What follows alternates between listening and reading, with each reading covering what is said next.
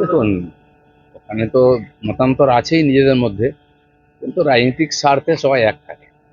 এখন টিএমসির কাছে গেলে ঘি মাখন পাওয়া যাচ্ছে, তো ওখানেই যাবে সব, যতদিন ক্ষমতায় আছে। তো সেই ক্ষমতাটা কেউ ভোগ করতে যে অনেক সুবিধা আছে ওখানে, যারা বঞ্চিত হবে তারা বিরোধিতা করবে। সেই জন্য পারিবারিক ঝগড়া, সেটা এখন রাজনীতির ঝগড়া হয়ে গেছে। আর একটা পার্টিও তৈরি হয়েছে ওখান থেকে, সেই জন্য মতান্তর স্বাভাবিক আছে। 1 বছরে 3বার উত্তরবঙ্গে গেলেন মমতা বন্দ্যোপাধ্যায়। সেটা কি ভোটের কথা মাথায় রেখে বিজেপির শক্ত ঘাঁটি দুর্বল করার জন্য?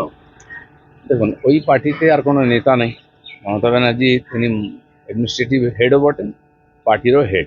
তো যা করার ওনাকেই করতে হয়। এখন তিনি বুঝে গেছেন প্রশাসন চালিয়ে করে ভোট পাওয়া যাবে না, কিচ্ছু হবে না, এত বদনাম হয়ে গেছে। এখন পার্টির মধ্যে পার্টিকে আরও নতুন লোক নিয়ে আসতে হবে। বিজেপির লোকেদের পিছনে লেগেছে ওরা আসার জন্য, প্রলোভন দেওয়া হচ্ছে, ভয় দেখানো হচ্ছে, বিরোধীদের মুখ বন্ধ করা, আর যারা যারা সোর্সফুল লোক আছে তাদেরকে কাজে লাগানো পার্টির জন্য, বা চমকে রাখা, যদি না জিতি তোমার সব চলে যাবে।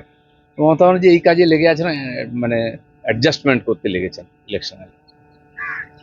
বাঙালি অস্মিতা নিয়ে আন্দোলনে তৃণমূল ছাত্র পরিষদ চাঁচল কলেজে রবীন্দ্রনাথের ছবি পুড়িয়ে দিল।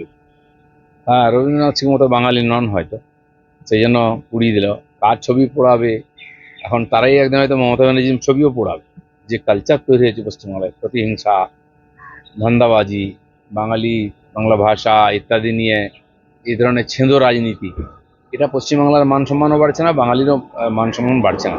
এই ধরনের রাজনীতি কোথাও চলতে পারে না। যদি ভাষা নিয়ে প্রতিহিংসা পরায়ণ হয়ে রাজনীতি করে লাভ, তাহলে মহারাষ্ট্রে নবনির্মাণ সেনা আজকে ক্ষমতায় থাকতো, তারা মারপিট অনেক কিছু করেছে। তো ভারতবর্ষের মানুষ বেসিক্যালি দেশপ্রেমিক, সারা দেশকে আমরা এক মনে করি, তাই এখানে চন্দ্রযান হলে আমরা গর্বিত হই, ভ্যাকসিন তৈরি করেছি গর্বিত, বিশ্বেতে আমাদের প্রধানমন্ত্রীর সম্মান বাড়ছে, দেশের তো সারা দেশের লোক গর্বিত। এই যে আঞ্চলিক বিচ্ছিন্নতাবাদের রাজনীতি এর শেষ চলে এসছে। এই রাজ্যে হিন্দি বা ইংরেজি বলতে না পারায় চাকরি যাচ্ছে, আবার এই রাজ্যে শিক্ষক নিয়োগ পরীক্ষায় ভিন রাজ্যের 31,000 ছাত্র পরীক্ষা দিচ্ছে। মানে এখানে তো ইংরেজি হিন্দি তো শেখাবেই না, বাংলার মাধ্যমে। বাংলা মাধ্যমে শিক্ষার তার চাকরি কোথায়? তাই এখানে দেখুন পাড়ায় পাড়ায় ইংরেজি মাধ্যমে স্কুল হয়ে গেছে, সরকারি বাংলা মাধ্যমে কেউ পড়েই না। কারণ সবাই জেনে গেছে বাংলায় পড়লে বাংলায় চাকরি হবে না, বাইরেই যেতে হতো। ইংরেজি হিন্দি পড়ি, সেন্ট্রাল স্কুল, সিবিএসসি আর বাকি সেন্ট্রাল যে বোর্ডের স্কুল কেন এত বেশি এখানে? কারণ ওর মাধ্যমে রেজাল্ট ভালো হয়, আর বাইরে গিয়ে চাকরিও পাওয়া যায়। কেন পশ্চিমবাংলায় বাংলা বাংলা করলে কি হবে? বাংলায় থাকতেই পারবে না কেউ।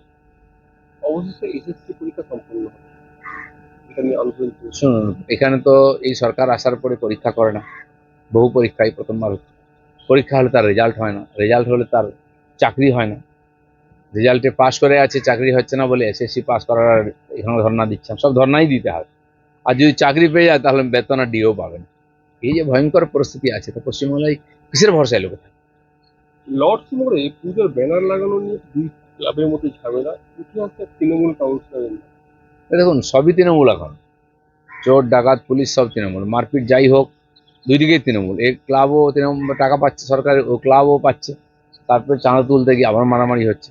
আর প্রত্যেক ক্লাবের পেছনে কোনো না কোনো নেতা, মন্ত্রী, কাউন্সিলর আছে, আর সেখানে গন্ডগোল হচ্ছে। প্রত্যেক জায়গায় যা গন্ডগোল হচ্ছে, এখন টিএমসির ভিতরের গন্ডগোল, সবই রাজনীতিক গন্ডগোল অন্যভাবে দেখানো হচ্ছে।